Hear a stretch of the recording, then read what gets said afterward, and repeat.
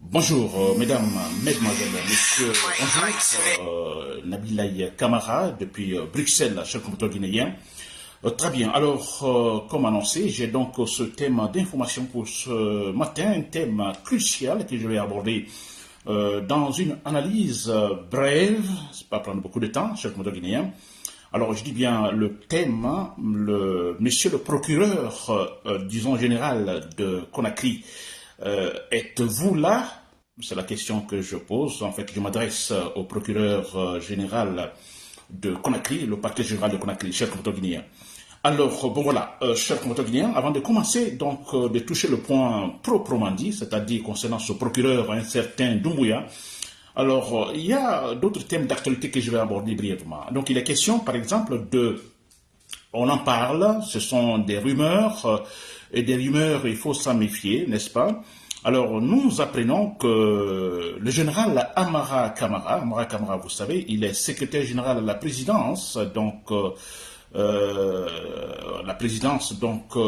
du gouvernement de la transition, au niveau du Mamadi Doumbouya, n'est-ce pas? Alors, il y a depuis quelques temps, voilà, vous le savez tous, ces rumeurs en fait qui sillonnent par-ci par-là, alors qu'il aurait démêlé de toute façon des problèmes avec la présidence, avec la junte militaire, avec Mamadi Doumbouya, alors qu'il serait, alors tout ça nous mettons au conditionnel, qu'il serait par exemple, qu'il aurait pris la tangente, n'est-ce pas, qu'il serait sûrement hors du pays. Nous apprenons ainsi, cher Guinéen. Alors, ça sont des informations, des rumeurs, n'est-ce pas, et nous connaissons la Guinée, voilà. Alors, bon, ce que moi je vais dire, attention, parce que nous savons tous que Amara Kamara, le général Amara Kamara, alors je l'ai d'ailleurs toujours dit, c'est un monsieur, alors qui fait partie de ce cerveau, en fait, concepteur de la machine, la machine, en fait, de répression, n'est-ce pas, de la junte militaire. Il fait partie de ce groupe des concepteurs, n'est-ce pas, les assassins, les arrestations, et cette politique, effectivement, de se maintenir au pouvoir, ou même le retour, disons, au sécoutorisme, cette conception, Mamadi Doumbouya, donc plutôt Amara Kamara, fait partie, et disons, du groupe concepteur de cette politique. Donc c'est un homme très dangereux, n'est-ce pas? Voilà. Ça, c'est ça, Amara Kamara. Très bien. Maintenant, que cela, ça m'étonnerait, n'est-ce pas? Ça m'étonnerait, mais que si cela, effectivement, se confirmait, qu'effectivement, Amara Kamara a effectivement des problèmes avec la présidence, avec Mamadi Doumbouya, que ça ne va pas, et effectivement, qu'il serait hors du pays, qu'il aurait pris la tangente, on dira tant mieux.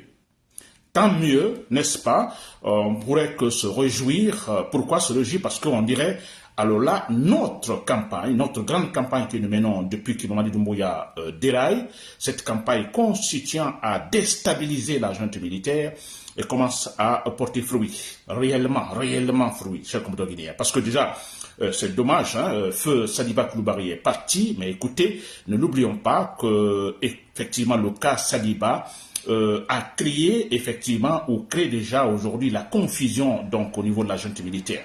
N'est-ce pas? Donc tout ça, je peux dire le fruit de notre campagne de déstabilisation, déstabiliser donc ces barbares au pouvoir. Alors si le cas Amara Kamara se confirmait, eh bien on ne pourrait que se réjouir en disant, bon voilà, notre campagne de déstabilisation de la junte militaire porte ses fruits et que là, en fait, la présidence de Mamadi Doumbouya au pouvoir en Guinée, en fait, ne dépend plus que de temps. Le temps, seulement le temps. Parce qu'à tout moment, il pourra donc tomber, cher compatriote guinéen. Parce que Amara Kamara n'est pas n'importe qui, comme je viens de le dire. Il est secrétaire général à la présidence. Il est un général. Il est, en fait, vous pouvez dire, le numéro 2 presque de la présidence. Alors ici, lui, il a, en fait, des conflits avec Mamadi Doumbouya et qui serait hors du pays. S'il vous plaît, nous ne pourrons que applaudir, n'est-ce pas, cher compatriote guinéen? Très bien. Ensuite, je vais parler aussi de Fanta Conté. Fanta Conté, Madame Fanta Conté, vous savez, elle est, je crois, elle est membre du CNT, du Conseil national de transition, le fameux Conseil national de transition. Le CNT est composé des voyous, des vauriens, n'est-ce pas, des traites. Tous sont des traites, n'est-ce pas? Tous les membres du CNT. Ça, c'est vrai. Alors, cette dame, Fanta Conté, fait partie donc de ce groupe. Elle était au Sénégal. Je ne sais pas, elle a tenté la Guinée, je ne sais pas, pour une assemblée donc de la CEDEAO. Et là, nous avons tous écouté son discours, non? Voilà, réagissant disons, aux propos d'un député sénégalais critiquant la junte militaire qui, en fait, est sur la voie de la dictature. Très bien. Alors, la réaction de Fanta Conté, c'était pour effectivement dire, hein, oui, ça fait, écoutez, à faire pleurer, c'est vrai, sa réaction, n'est-ce pas? Alors, c'est quand même honteux que, écoutez, je le dis à tout moment que il faut ça aussi, il faut être clair. Si nous voulons avancer en Guinée, il faut les intellectuels, s'il vous plaît, pour faire de la politique. Quand je dis intellectuel, je ne dis pas vrai ou faux. Un intellectuel, c'est un intellectuel. Quelqu'un qui réfléchit, qui raisonne bien, qui ne ment pas, n'est-ce pas, qui est collé à ses principes, qui est compréhensif et qui est proactif. Tant qu'on n'a pas ces gens-là, s'il vous plaît, écoutez, ça sera difficile pour atteindre l'objectif. Ça, c'est clair. Parce que imaginez, cette dame hein, qui est membre, je peux dire comme elle est députée en fait du CNT, qui va en fait dire que, bon, écoutez, vu la situation actuelle de la Guinée, qui dit que, bon, écoutez, alors que elle ne peut pas accepter que des individus viennent ternir l'image de la Guinée, une Guinée, la junte militaire, qui est en train d'établir de véritables, c'est incroyable, hein, n'est-ce pas, de véritables institutions démocratiques. Et elle parle des acquis, des véritables acquis démocratiques en Guinée que la junte militaire est en train, en fait, de conforter. C'est quand même incroyable. C'est une députée, s'il vous plaît. Bon, elle est membre du CNT. C'est vrai. Parce que tout est mensonge. Alors, comment une députée peut-elle avancer de tels propos qui sont loin de la réalité? N'est-ce pas? Bon, voilà. Alors, comme quelqu'un l'a dit dans les commentaires, bon, écoutez, Nabi, bon, écoutez, elle ne fait que de la lecture. Hein. C'est un écrit qu'on lui envoie, un discours qu'on lui envoie et qu'elle va lire. D'accord, même si c'est le cas, mais si vous êtes intellectuel, n'est-ce pas, on ne peut pas m'envoyer un discours dont le contenu, écoutez, ne doit pas m'échapper. Si le contenu est irrationnel, moi je ne veux pas me permettre de lire un tel discours, parce que c'est pour me faire honneur, je n'accepterai pas. Vous comprenez? C'est quand même grave qu'on a des gens qui ont des diplômes, vous voyez, dans le Conseil national de transition, ils sont nombreux des diplômes, mais voilà, ils sont en fait aujourd'hui guidés par une junte militaire, Mamadi Doumbouya étant autre, des gens qui n'ont même pas leur brevet, n'est-ce pas? Des vauriens comme ça, c'est quand même incroyable. Je m'adresse ici ou même à un certain Mohamed Traoré, qui est l'avocat, c'est vrai, à un moment donné que nous tous apprécions, c'est vrai, mais ce monsieur aujourd'hui dans le CNT, il ne peut pas démissionner malgré tout ce qui se passe. N'est-ce pas? Je le dis très bien, si Mohamed Traoré m'écoute, c'est cela. Donc, ce qu'il fait maintenant, c'est de la lâcheté, de l'hypocrisie. Restez dans ce groupe-là et ne pas réagir ou ne pas démissionner, parce que la meilleure action à faire, c'était de démissionner pour dire, écoutez, je ne peux pas, en fait, participer à ce montage, disons, destructeur de la Guinée. Non, ils ne démissionnent pas. Ils sont tous des lâches, des hypocrites, des traîtres, cher Guillaume. Très bien. Alors, je reviens donc au thème proprement dit. Donc, il est question de ce procureur général, disons, de Conakry. N'est-ce pas? Ce monsieur du parquet général de Conakry, un certain Doumbouya. Très bien. Alors, je vais tous dans le même sens quand je parle des intellectuels. Voilà un autre qui se dit intellectuel. S'il vous plaît, c'est un juge. Hein? Il est le procureur général, s'il vous plaît. Alors, ce qui se passe en Guinée, c'est impossible je ne vais pas loin, dans la sous-région. Que ce soit le Libéria, la Sierra Leone, Guinée-Bissau, Sénégal, Gambie, Mauritanie, c'est impossible. Ghana, on n'en parle même pas. C'est impossible. L'attitude de ce procureur. N'est-ce pas? Alors, nous savons tous qu'il y a eu, depuis quelques temps, on a signalé la disparition de certains activistes politiques, certains militaires aussi. Voilà, Fonike Mangué, ou Massila, et un certain, en fait, Mamadou Billo, n'est-ce pas? Voilà, et ils ont disparu.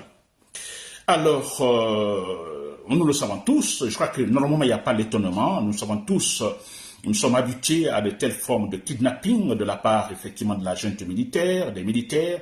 Alors, les gens sont kidnappés, arrêtés quelques temps après. Bon, nous sommes situés, nous savons en fait où ils se trouvent et qui a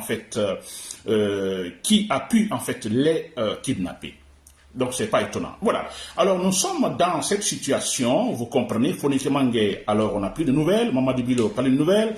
Alors, voilà, dans le tas, on a ce procureur général qui intervient à travers un communiqué. C'est quand même incroyable. Et il vient à travers un communiqué, procureur général. C'est pas un communiqué qui vient nous dire, bon, écoutez, nous avons appris telle chose, nous sommes en train d'enquêter, n'est-ce pas, pour savoir où ils sont ou qui appuie en fait les kidnappés. Non, ce n'est pas un communiqué qui dit ça, mais c'est un communiqué qui dit, alors le procureur qui dit, écoutez, hein, je vous assure, il parle des rumeurs, mais il dit, bon, écoutez, nous avons appris des informations par-ci, par-là, que des personnes, des activistes seraient arrêtés, il cite les noms, vous avez vu ce communiqué, n'est-ce pas? Et ensuite, moi, en tant que procureur général, alors ça me préoccupe, hein, n'est-ce pas? Je dois défendre effectivement les libertés individuelles et collectives. Cela me préoccupe. Très bien. N'est-ce pas? Et là, il va jusqu'à dire, bon, écoutez, c'est quand même incroyable. Je dis bien, cette attitude, on ne peut trouver ça nulle part dans la sous-région, dans aucun pays. Parce qu'ils ont dépassé ce niveau-là. Ils sont beaucoup intellectuels. Hein, ils sont beaucoup réfléchis, on n'a dépassé ce niveau. Mais regardez le communiqué d'un procureur, s'il vous plaît. Alors là, il va jusqu'à dire, bon écoutez, vous ternissez l'image donc de la Guinée, alors comme si cette Guinée était vraiment, vous voyez, était sur la bonne voie, n'est-ce pas? Alors vous ternissez l'image de la Guinée, et il attaque, hein, il parle des gens des mauvaises, disons, des mauvais esprits, ou en fait des mauvaises intentions qui tentent de ternir l'image de la Guinée. N'est-ce pas? C'est un communiqué plutôt pour attaquer, pour en fait juger. Il y a un jugement déjà. Alors vous, par exemple, pour dire, bon, vous là, vous voulez ternir l'image de la Guinée, mais écoutez, vous ne pourrez pas. N'est-ce pas? Alors, c'est une autre manière de dire, bon, écoutez, comme si c'était des rumeurs, ce n'est pas vrai. Ce n'est pas vrai ce qu'on dit qu'il y a une disparition de Fonicke, ou il a été pris par les militaires, par les policiers, que tout ça c'est faux. N'est-ce pas? Il juge déjà sans mener des enquêtes. C'est pourquoi il dit que c'est un communiqué. On devrait avoir un communiqué déjà avant, c'est-à-dire 24 heures après la disparition de Fonicke Mengué et Mamadi Bilo. Un procureur, ce procureur donc devrait agir, non pas à travers un communiqué, une interview par exemple qu'il aurait fait en fait mettant un accent sur des enquêtes pour ça, parce que c'est des individus super intéressants, c'est des activités intéressantes. N'est-ce pas? Très bien. Non, ce n'est pas le cas. Donc, on a un procureur qui vient indexer, n'est-ce pas, les saboteurs, vous voulez ternir l'image de la Guinée. Très bien. Et là, il va jusqu'à dire, pour essayer d'argumenter, bon, écoutez, nous, hein, c'est-à-dire, pour eux, en fait, on accuse, parce que nous accusons la junte militaire, nous accusons la présidente de la République, les forces spéciales, les gendarmes et tout ça. Nous n'accusons pas le parquet. Hein? Au prime abord, on n'accuse pas le parquet. Mais lui, il se voit attaquer. Il se voit attaquer. Non, écoutez, nous, dans aucun organe en fait, d'enquête, en fait, ne mentionne avoir interpellé ces activistes. Aucun en fait, établissement plutôt pénitentiaire en fait, ne signale la présence de ces activistes. Vous voyez, c'est comme si nous, en fait, après la disparition de Fonicke Mengué et Mamadi Bilo, nous nous attaquons au parquet général. Vous comprenez? Mais nous nous attaquons, nous savons, parce que nous ne sommes pas surpris, nous savons qu'ils sont des militaires, écoutez, c'est les forces spéciales. Alors maintenant, lui se sent attaqué, alors pour dire, bon, écoutez, non, nous, on n'a rien à voir dedans. N'est-ce pas? Et vous avez vu aussi, j'avais dit ça l'autre fois, à la fin, il parle donc des enquêtes minutieuses seront menées. Alors, quelque chose qui devrait être fait 24 heures après la disparition, en fait, de ces individus. N'est-ce pas? Parce que je ne vois pas pourquoi le procureur va douter, effectivement, de cette information, hein, alors qu'il prenne ces hommes, envoie ces hommes, donc, au niveau, donc, des familles respectives de ces activistes, mais c'est très clair, hein, sont-ils là? Hein, on demande à la famille, sont-ils là? Ah, voilà, mais c'est très clair. Les informations sont claires que non, ils ne sont pas là depuis voilà, 24 heures, 48 heures, 3 jours, etc. Non, ce n'est pas le cas. C'est quand même incroyable. Je dis, c'est seulement en Guinée on voit ça. En fait, c'est le parquet général de Conakry qui argumente ici, cher frère guinéen. C'est grave. C'est ridicule. C'est inacceptable. On a beaucoup à faire, hein? On a beaucoup à faire parce qu'il faut enlever toutes ces racailles-là, tout, si nous voulons en fait renforcer, rendre rationnelles nos institutions de la République. Ça, c'est clair. Vous avez vu ça? Ce procureur, vous avez écouté Fanta Conté? C'est quand même incroyable. Et ils sont tous comme ça. Des malhonnêtes qui se disent intellectuels, qui prostituent en fait leurs principes, qui prostituent toutes les études en fait qu'ils ont, disons, apprises. dans les grandes écoles. C'est malhonnête, c'est incroyable. N'est-ce pas? Très bien. Alors, qu'est-ce qui se passe? Quand je dis dans mon thème, Monsieur le procureur général de Conakry, êtes-vous là? Oui, parce que, eu égard à tout ce qu'il a dit avec ce communiqué, qu'aucun organe d'enquête n'a interpellé Foné Kyamanga et autres, dans aucun centre ou établissement pénitentiaire, une prison, on ne trouve ces gens. Alors, voilà. Alors, il n'a aucune information et à la fin, vous avez dans son communiqué, il dit, bon, il va en fait essayer de demander donc aux autres parquets de Conakry, effectivement, de mener des enquêtes minutieuses, donc détaillées. N'est-ce pas? Très bien. Alors, moi, je pose la question maintenant, monsieur le procureur général, êtes-vous là? Parce que là, on a eu un témoignage crucial tout récemment. Donc, un Guinéen, c'est un citoyen qui est aussi, en fait, membre de FNDC communal, alors qui a été en même temps, en fait, arrêté, disons, avec Foné Kyamanga et Mamadou Bilo, ouais, dans la même maison, la nuit à partir de 22h. Donc, ce monsieur était là, il faisait partie du groupe, qui est maintenant libre. Donc, libre, il a profité pour effectivement témoigner. N'est-ce pas? Super important ce témoignage. Donc là, à partir de ce témoignage, vous le savez, vous avez tous écouté, nous savons tous, tout simplement, sans surprise, sans surprise, bon, ce sont en fait des gendarmes qui sont venus arrêter en fait ces activistes dans la maison, dans leur maison. Et ensuite, en fait, on dira, il y a eu un corps mixte, non? Gendarmes, force spéciale. Nous savons tous comment cela s'est passé. Et puis voilà, chers contrôleurs, c'est très simple. N'est-ce pas? Alors moi je me dis, le procureur, comme il a dit, nous attendons au départ, il dit, les informations circulent par-ci, par-là, donc il suit les réseaux sociaux et tout ça, donc il ne peut pas nous dire qu'il n'est pas en fait au courant du témoignage de ce jeune membre du FNDC communal. Il est au courant, il a écouté. N'est-ce pas? Il doit être précis. Il sait maintenant très clairement que bon, ce sont des gendarmes, des forces spéciales qui ont enlevé ces activistes-là et surtout que ces activistes sont en fait dans les mains des forces spéciales, donc la présidence, qui sont à la présidence, ça, il n'y a même pas de surprise.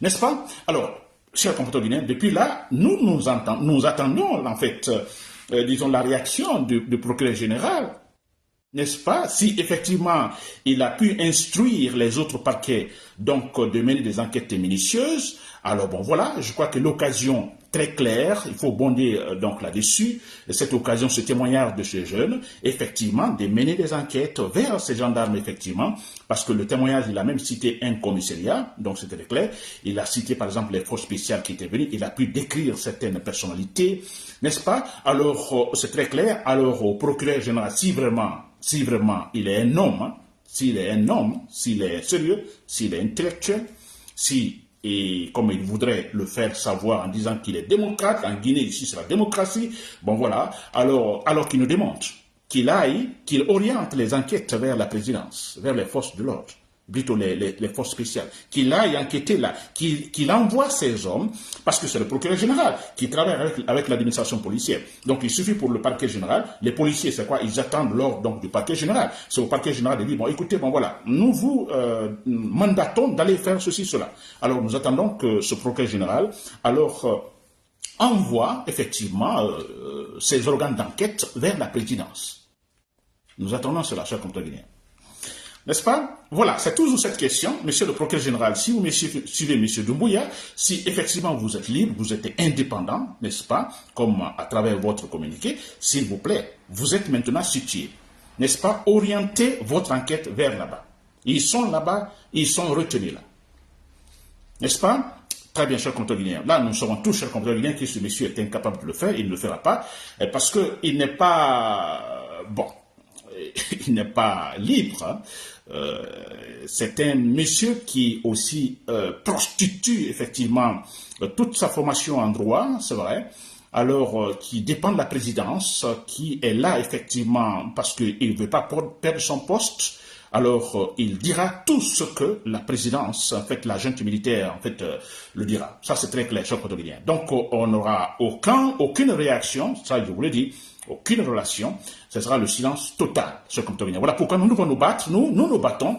Alors, nous nous battons, les choses sont claires, rien ne se cache, nous savons où se trouvent Foné Kyamanga et Mamadou Bilo, nous savons tous, et nous pensons que rien ne va les arriver de grave.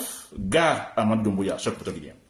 Voilà pour terminer, je dis toujours ce point-là, si nous voulons, pour terminer ce petit détail, si nous voulons effectivement, d'accord, nous menons la lutte, nous allons mener la lutte, Mamadi Doumbouya sera renversé et tout, mais je vous dis, il faut que nous puissions compter sur des intellectuels. Ce n'est pas des faux intellectuels, ce n'est pas des gens qui prostituent toute leur formation académique. On n'a pas besoin. Je donne l'exemple sur le Ghana. Au Ghana, Gerald Rawlings a très bien travaillé, ce monsieur. C'est un militaire, il a travaillé. Il a dit même, avant de se retirer, bon, j'ai fait mon travail, j'ai placé des institutions fortes, des appareils très forts, n'est-ce pas, et je suis sûr à 100%, c'est Gerald Rawlings qui parle, je suis sûr à 100% qu'avec cette structure politique solide et consolidée, aucun Ghanéen, même un diable, même si c'est un diable qui arrive au pouvoir, il serait incapable, n'est-ce pas, de contourner cette structure politique. Ou d'en faire, en fait, comme une sorte de règlement sur mesure, n'est-ce pas, que ce diable serait incapable de le faire. Donc ça, il met l'accent ici sur la force de cette, disons, structure politique que lui, il a placée au Ghana pendant quelques années. C'est sûr. Et ça dit, cette structure politique, quand je parle de structure politique, c'est parce que c'est aussi en fonction des hommes qui doivent la mener, qui doivent l'appliquer. Donc, Gerald Rawlings est sûr, il a mis l'accent sur un point super important, la formation des juges, l'indépendance de la justice.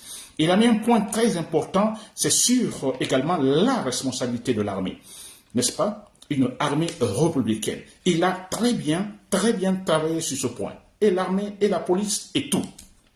Voilà.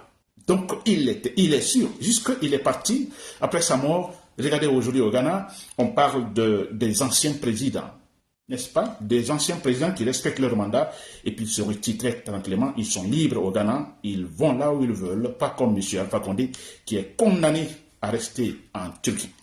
Toujours au Ghana, cher compatriotes, pour vous dire que là-bas, la justice indépendante, on a vu le président ghanéen qui, à un moment donné, comme on parle trop de corruption, hein, il y avait des sociétés offshore, des sociétés qui sont créées par certains ministres, par certaines personnalités donc du gouvernement, alors dont le revenu, en fait, voilà, vous comprenez, ne sont pas contrôlés par le pouvoir. Alors le président a demandé, il a chargé un procureur donc d'enquêter sur ces sociétés, disons, fictives, n'est-ce pas, des sociétés, je dirais, malignes. Et très bien. Alors, le procureur général chargé donc d'enquêter, il a commencé son travail, mais dans ses travaux d'enquête, il est arrivé à un moment jusqu'à, en fait, toucher un proche du président de la République. Ce président qui, pourtant, a chargé le procureur à faire ce travail. Honnêtement. Alors, le procureur, il a fait ce travail. Il est arrivé même à dénicher certains proches du président qui ont des entreprises aussi avec des revenus, bon voilà, n'est-ce pas, cachés. Très bien. Lui, il a fait son travail, et quand le président a compris que ses membres, ses éléments sont touchés, il a demandé au procureur d'arrêter le travail, d'arrêter l'enquête. Le procureur a dit niet, non.